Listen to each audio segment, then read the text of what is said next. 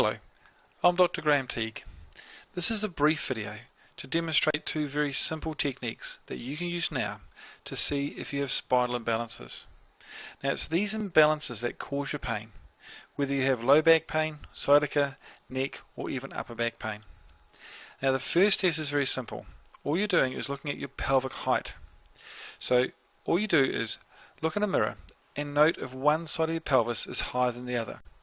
Now, there are two landmarks that you can use. The first is what's called the ASIS, which are the bumps on the front of your pelvis, or alternately, you can just place your hands on top of your hips.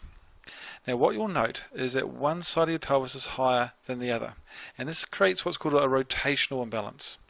If your left side is higher, you have what's called an LFP, and if you have the right side higher, you have an RFP.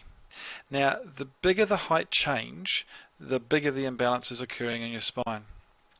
And also you can look at the side view of your posture, and this is what detects what's called a tilt type imbalance, where you can have a sway back where the curve in your low back is a lot greater, or you may have a flattened spine. Now it's the pelvis which is the foundation of your spine, and it's the imbalances that are centered around here that can create pain throughout your spine, causing both muscle as well as joint tension. Now, a second test that you can use, which also confirms these imbalances, is what's called a straight leg raise.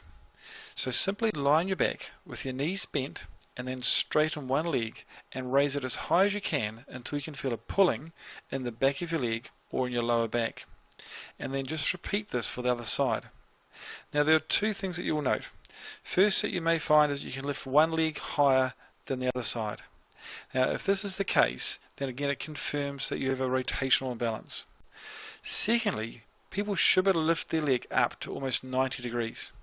Now if you find that you can't lift your leg up to 90 degrees, and if both your legs are similar, then you may have those tilt type imbalances. But these two simple tests indicate that there are imbalances in your spine. Now the greater the change, the more the imbalance.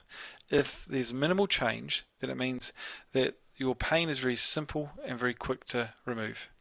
If the imbalances are greater, then pain is still very simple to remove, but it will take a small amount of time to return your spine to balance.